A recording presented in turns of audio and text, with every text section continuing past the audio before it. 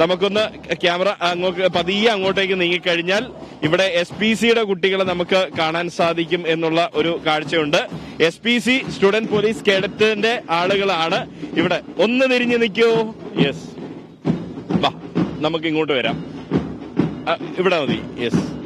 അപ്പൊ നിങ്ങളാണ് ഇവിടെ. ഞാൻ വന്ന ഉടനെ ശ്രദ്ധിക്കുന്നുണ്ട്, വളരെ അച്ചടക്കത്തോടെ കാര്യങ്ങൾ കൈകാര്യം ചെയ്യുന്ന സ്റ്റുഡന്റ് പോലീസ് കേഡറ്റുകളായിട്ടുള്ള കുട്ടികൾ അല്ലേ? ഗോകുലേ പറ, ഗോകുൽ എന്നല്ലേ പേര്? വൈശാഖ് അല്ലേ പേര്?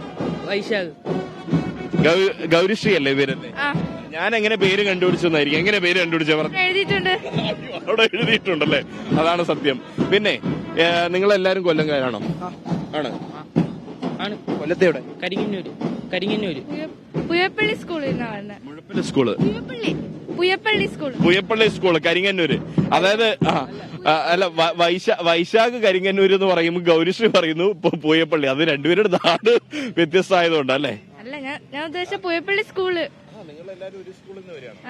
ഞാൻ ചോദിക്കട്ടെ, നിങ്ങളുടെ നാട്ടില് ഈ കലോത്സവമൊക്കെ വരുമ്പോഴേ നിങ്ങളെന്തായാലും മത്സരിക്കുന്നുണ്ടോ? ആരെങ്കിലും ഇല്ലല്ലോ?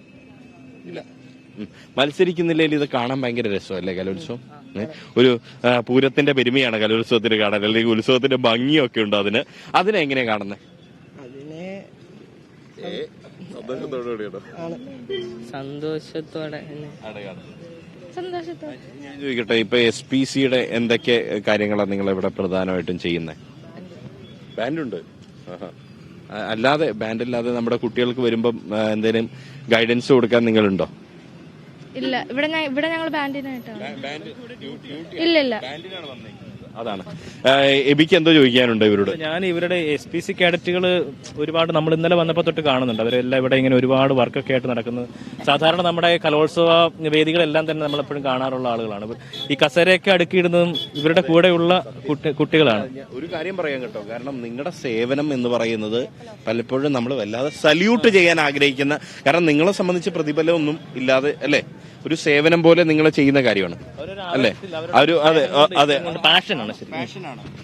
ഒരു പ്രതിഫലവുമില്ലാതെ, അല്ലെങ്കിൽ ഒരുപക്ഷെ നമ്മുടെ ക്യാമറ കണ്ണുകൾ പോലും ഇവരെ ശ്രദ്ധിക്കുന്നില്ല എന്നുള്ളതാണ്. അവിടെയാണ് കേരള വിഷൻ ന്യൂസ് ഇവിടെ SPCയുടെ 3 കേഡറ്റുകളെ കണ്ടത്. നിങ്ങളുടെ പരിപാടി എപ്പോഴാണ് ഉള്ളത്? ബാൻഡ് അത് കറക്റ്റ് ലീഡറിന്റെ അടുത്ത് ചോദിച്ചല്ലോ.